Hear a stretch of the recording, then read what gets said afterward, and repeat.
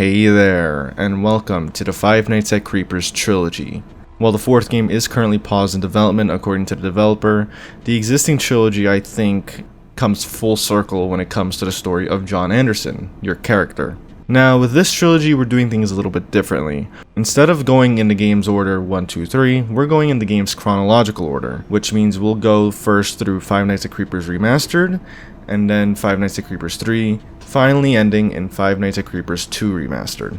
With that said, our first stop is at Mike's Mine in the first game, a place that has witnessed so much tragedy, and now you're here dealing with the aftermath.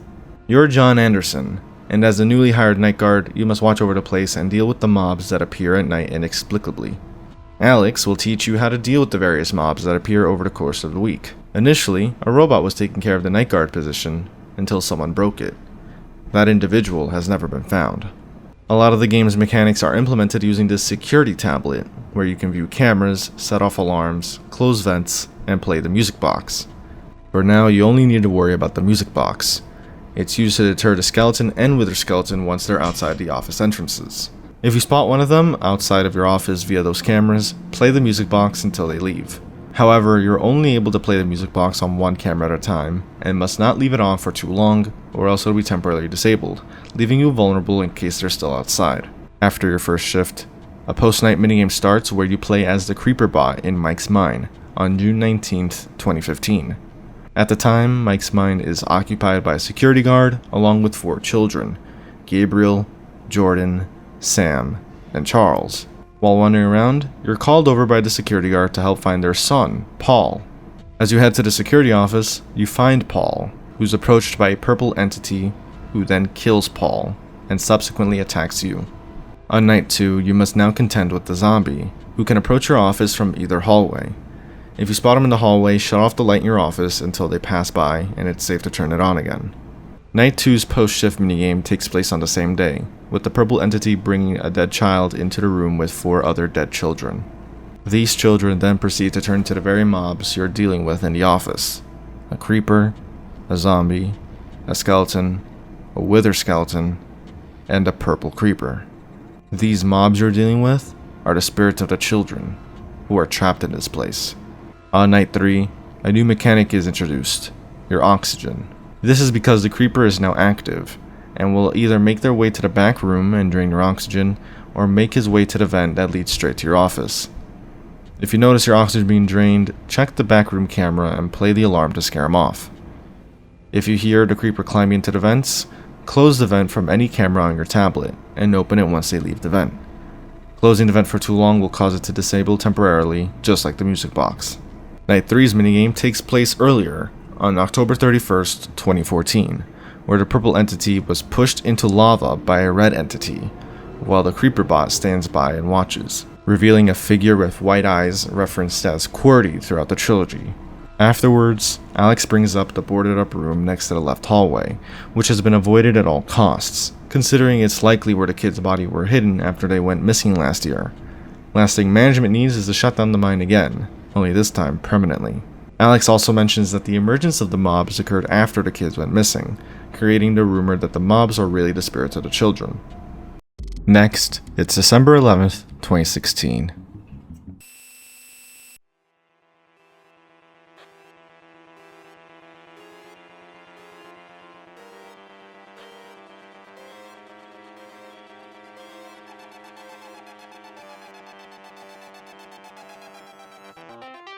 You will do as I say. Night 5 starts rather ominously, with Alex informing you of a corpse's discovery, someone who had been shoved down lava deep in the mine, and has just washed up today. Obviously, you might be saying that this makes no sense, considering that 2 years submerged in lava would for sure have melted a corpse by now.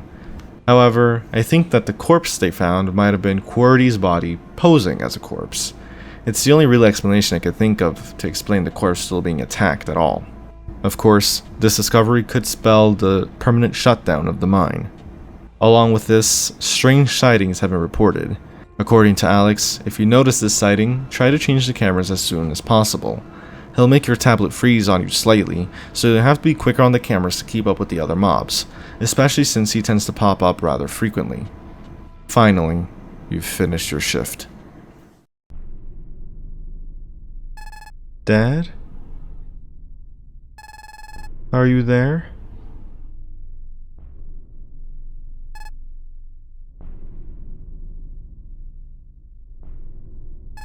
No. Dad, don't leave. Don't leave.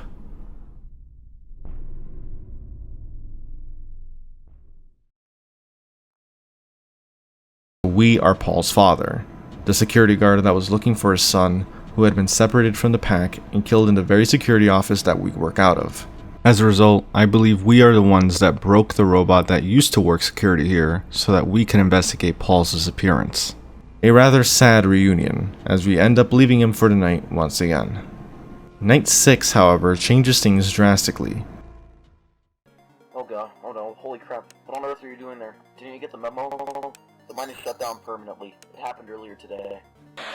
Oh, okay, let's not panic. There should be a flashlight right there on the desk. Just grab it, okay? And use it whenever you need to. The battery runs out really quickly. You just need to use it as sparingly as possible, okay? Be careful and wait there until we come to kick you out of there. You really shouldn't have come back. I'll take you somewhere tomorrow morning, and I'll explain everything. I promise, okay? I absolutely promise. I promise. Use the flashlight as sparingly as possible, and keep Cordy away until 6 AM. Watch the doorways, hallways, and vent carefully. Of course, even as you reach 6 AM, it's too late.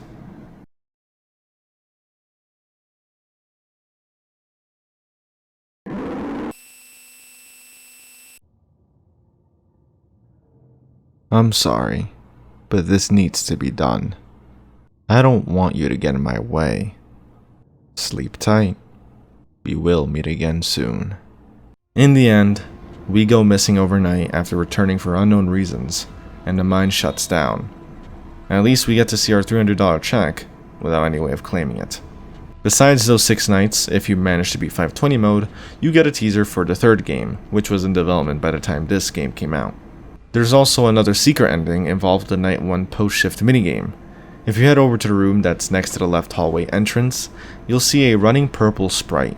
Clicking on it will give you the quote-unquote good ending. Now it's time to learn about the truth behind John's disappearance and what happened to his son, leading us to 5 Nights at Creepers 3. A year has passed since the events that preluded the permanent closure of Mike's mine, when we're awoken by Cordy, who had kept us hidden during our deep slumber. Rise and shine, John Anderson. You've been asleep for quite a while. Nearly 1 year, in fact. I have put you to sleep and hid you where nobody could find you. But now, it's time to wake up. Don't worry, I'm not here to hurt you. What happened back there was a misunderstanding.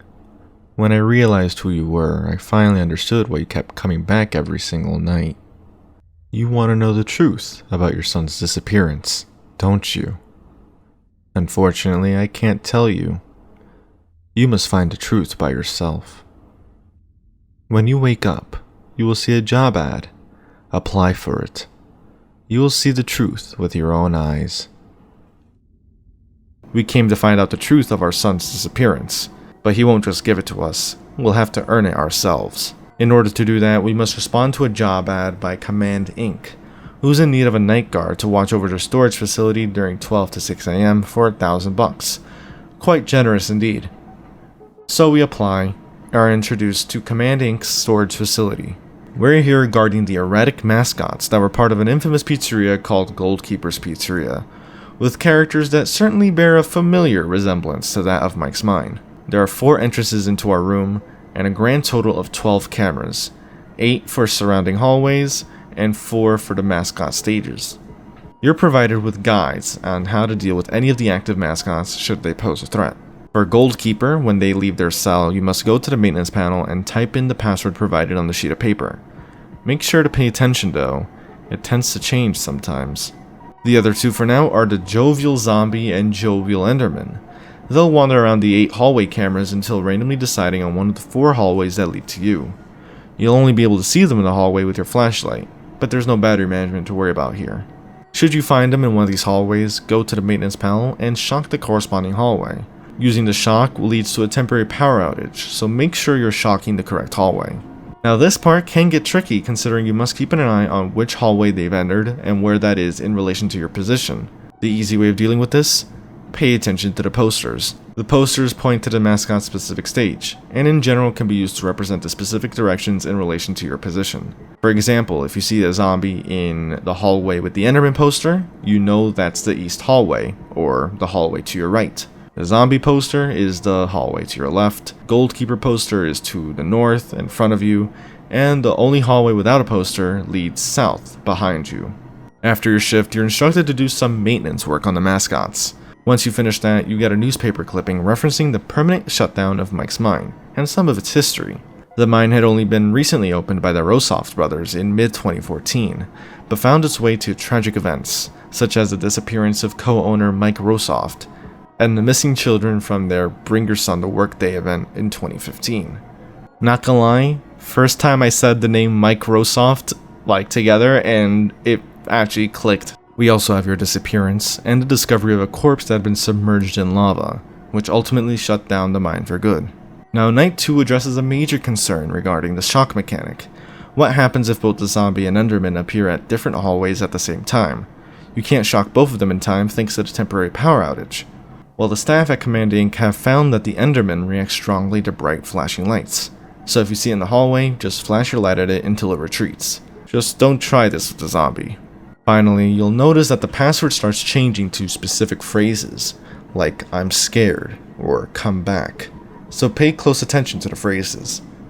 Your next post-shift assignment is a voltage test on the zombie, which concludes with a newspaper clipping on the grand opening of Goldkeeper's Pizzeria, founded by Henry Rosoft, the last co-owner of Mike's mine. He's always wanted to bring joy to children and adults alike. Nothing new occurs on Night 3, except for a new message on the piece of paper that contains the password. I hear you, John. The third post-shift assignment is a visual test for the Enderman, revealing a note from Henry. I have realized something. The nightmares I've been having, the missing children, the mobs, the disappearance of John Anderson, it's all Mike's doing. He has come back from the dead, and he has lost his mind. He has acquired immense power since his death. I believe I know what the source of this power is. Rage. His rage for being killed so soon, by his own brother of all people, is likely what has been allowing him to do all of this. I wonder if I can use this power too. I just had an idea. The note not only confirms that Henry was the one behind Mike's death, but that Mike is the one behind your disappearance, and the death of the children, the death of your child. The mobs appearing in Mike's mine. It was all him. Mike is Cordy. Mike didn't die and move on. His rage kept him trapped here and made him more powerful than ever. And now, Henry wants this power for himself. Night 4 finally introduces the Creeper, which will appear randomly on one of the 8 hallway cameras. Once he moves, you must find him and use the cooler to decrease the temperature to under 40 degrees, causing him to retreat. You must make sure, however, to not let the temperature in any room fall under 30 degrees, since it will cause any animatronic in the room to behave more erratically. Our next maintenance task is with the Creeper bot, but the instructions look a lot different this time around. This is the security robot from Mike's mine, and it's planned to be used in a horror attraction, hence it's in need of some reprogramming. They've left some code for you to write, but oddly enough they didn't do this themselves, and they don't want you telling management about it either. Despite the suspicious nature of the letter, you write the code and run it.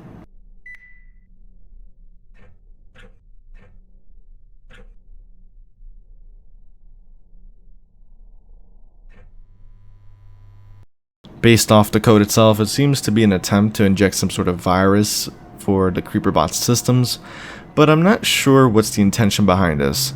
And I'll be honest, this part of the game is never really explained at all in the trilogy. While it is worth mentioning that the Creeperbot has been witness to various tragedies in Mike's mine, such as the death of your child and the death of Mike, it's still never really explained why we wrote that code. It's pretty much the one part of this trilogy that I have not been able to come to any conclusion with. Afterwards, we get a minigames taking place in Goldkeeper's Pizzeria, with a mother and her daughter Rose sitting at one of the tables. The daughter misses their father and older brother, and the mother's response suggests that the father and brother might not have been able to come here for regular reasons. The mother then heads to the bathroom and tells her daughter to stay at the table, but she can't sit idly by and starts exploring the restaurant. Rose starts to find notes and letters around the restaurant, one which details Goldkeeper's odd behavior which should be investigated. Speaking of the animatronics, as she looks towards the zombie animatronic, she says that they remind her of her father, who worked at a mine before, but not as a miner, which sounds an awful lot like John Anderson. If that's the case, then his lack of attendance here, along with older brother Paul, makes a lot of sense, given that this is taking place during the 1-year gap after John's disappearance at the mine. She also finds blueprints for the Goalkeeper animatronic, and a note that says, "Leave me alone," with drawings of the mobs and a nihilist man. Finally, she finds a note that talks about rage, ghosts, negative emotions, and robots. As she makes her way back to the table, she runs into Goldkeeper, who seemingly surrounds her at every turn. With nowhere to go, she approaches Goldkeeper. After a rather uneventful night 5, you make your way to the maintenance room. If you're hearing this message, we've detected that Subject 00 has moved out of her chamber. You have failed your task of keeping her contained. As such, your contract has been immediately terminated. If you believe this to be an error, please contact the supervisor. You will be missed. I've been waiting, Father.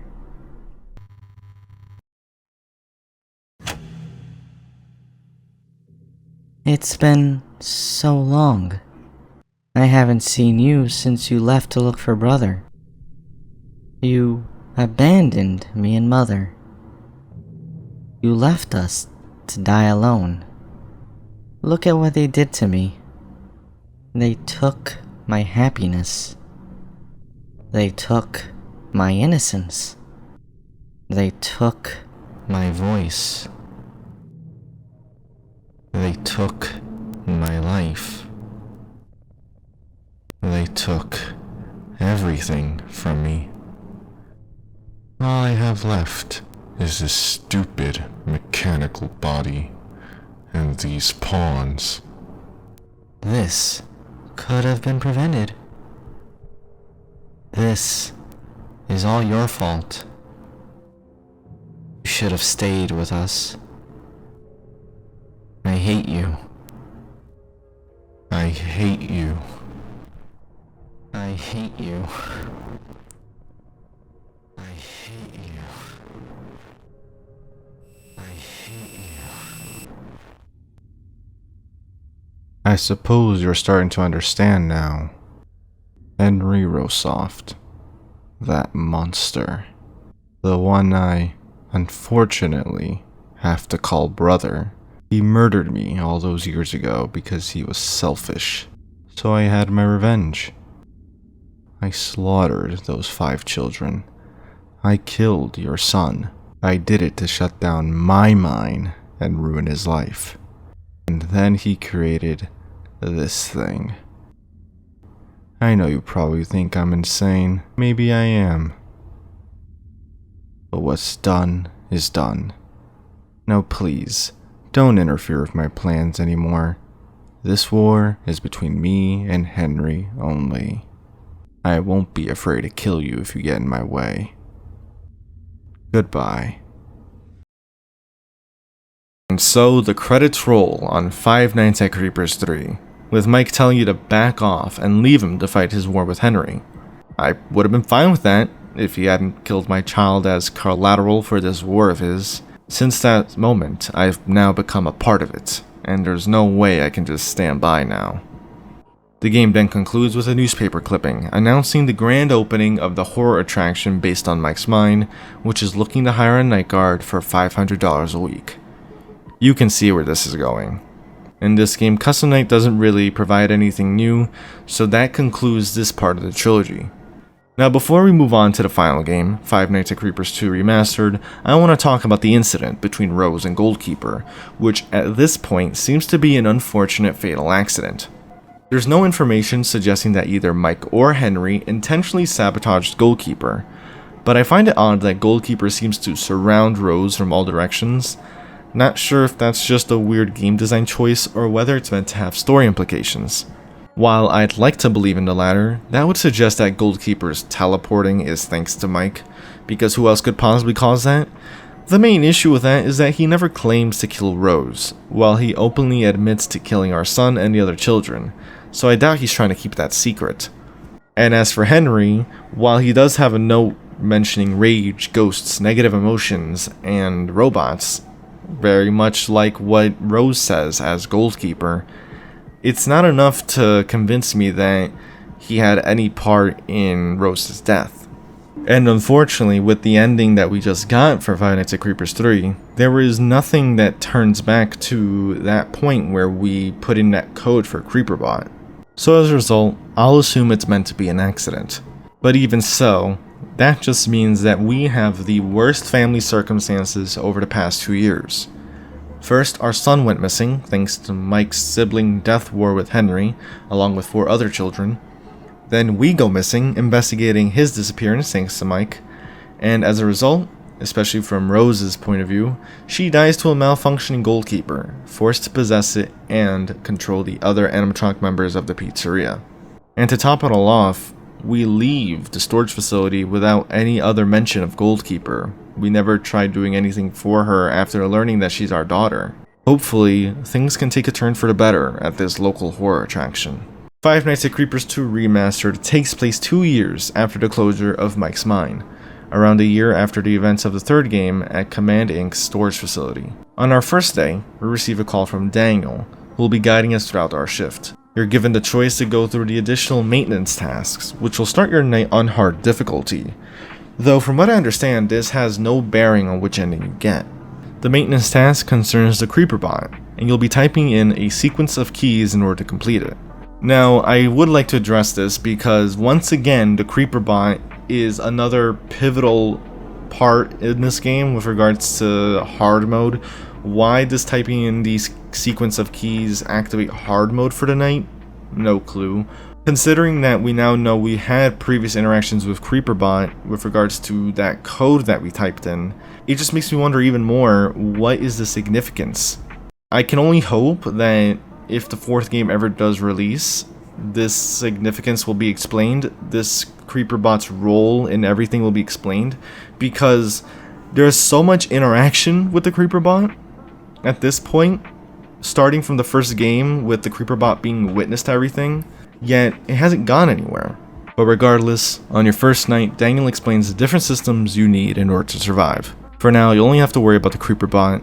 If they move, play audio on their camera until they return to their original position. While on camera, stress will slowly increase, so be sure to balance its use to limit it as much as possible for future nights.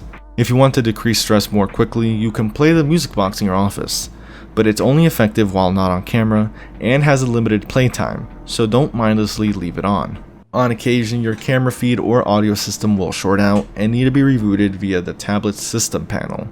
However, if you occasionally reboot your systems, even if they work, they shouldn't short out as often, and it's even possible to go through the night without it shorting out at all. After the night, the Save Them minigame begins, where you're instructed to fulfill your promise and put them back together. This minigame will decide whether you get the true or bad ending. Essentially, each night you must collect a key to access the spirit's room in the minigame, and collect balloons from the 4 spirits. We'll talk about our son's spirit soon. Afterwards, we go to the Follow Me minigame, where we start off with the CreeperBot following Mike to a room, only to get dismantled by Henry. Each night will end with one of the spirits getting dismantled. Night 2 introduces the sprinkler mechanic for the Endermen, since they don't like water. The Endermen will choose to enter your office via the vent or the left door. When you spot them at one of the entrances, make sure the water pipes lead to the Enderman's location. Then, press the button in your office to douse the Enderman in water, forcing their retreat. Be careful though, since the sprinkler's tank will need some time to refill before being used again. Also, throughout the night, you will sometimes find your room covered in text stating "look at me" or "find me." This is when you must go on camera to locate the green phantom skeleton on the cameras until they disappear. You must do this before your stress maxes out, or else they'll jump scare you and temporarily disable your tablet. Night 3 officially addresses the stress mechanic. You'll start to see the phantom wither skeleton randomly appear in your office, which you must stare at until they disappear. Night 4 reveals some pertinent information about what happened at Mike's mine before we went in for a 6th shift. A team had been sent into the boarded up tunnels in the mine, and they had lost signal for around an hour. When they returned, they weren't themselves anymore. They had reported sightings of a ghost with white eyes. Sound familiar? After Night 4, if you've collected all of the balloons, the wall on the right side will open up, and going through it will lead to a birthday cake. You must now take this cake and distribute it among the 4 spirits. Once that's done, go to your son's room, where the other spirits will be waiting, and you leave the last cake for them. The spirits then turn to balloons and fly off into the sky.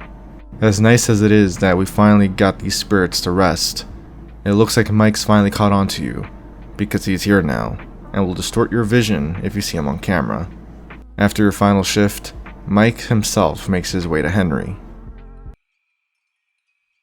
Henry, it's been so long. Do you recognize me? I'm your brother, Mike. This is all your fault. What I've become. What these children have become. It all started with you. You wanted my mine. And this is what you got in return. I've done everything in the last 3 years to make your life hell. I took away the life of these little children and used their anger as a weapon against you. But now I have you in my hands. It's just you and me now, Henry, and I will make you suffer the way I did.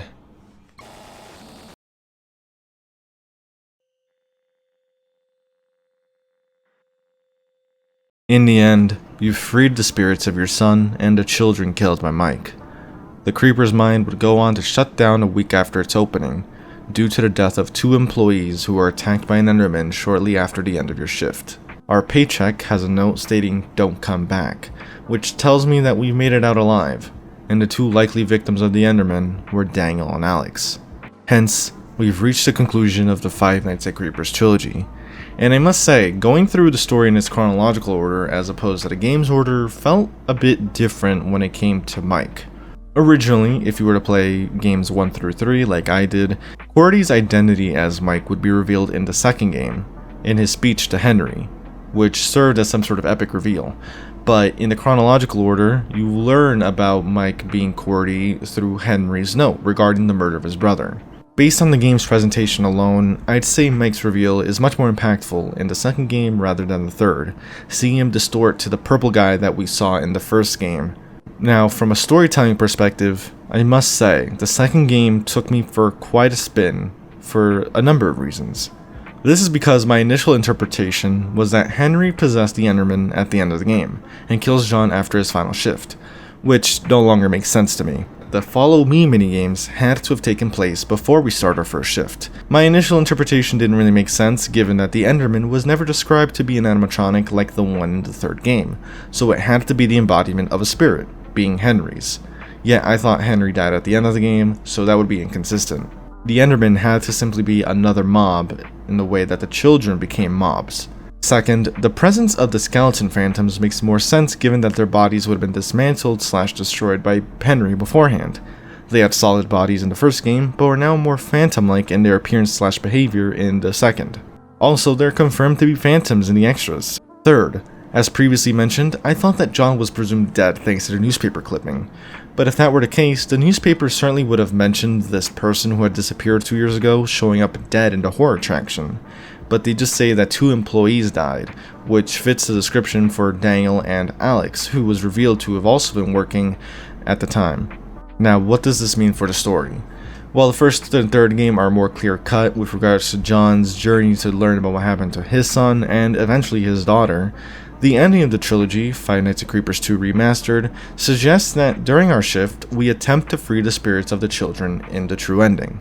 Mike was very much against this, however, given his appearance on Night 5, and I think this is because he didn't want to risk Henry escaping punishment, being freed along with the children. My main confusion with this, though, is that the children are supposedly free after Night 4's minigame. So what's with the Phantoms and Creeperbot on the final shift? Maybe they were all being freed at once after the final shift? That's my best explanation for that matter. Of course, John leaves, thinking he's done his job, but doesn't realize that the Enderman wasn't a child spirit, but a killer, and consequently leaves Alex and Daniel dead at his hands. So all around, Mike got what he wanted to some degree. Henry is now the Enderman. At the same time, Henry got what he wanted, that power that Mike had. To some degree, given that it's not really in the same presentation as Mike.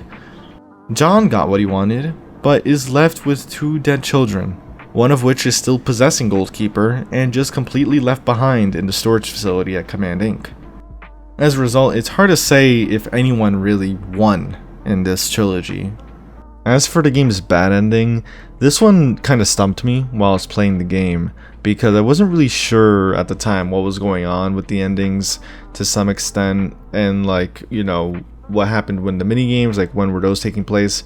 Obviously now we've come to the conclusion that the minigames had to take place before the game's events, right? Or our time here.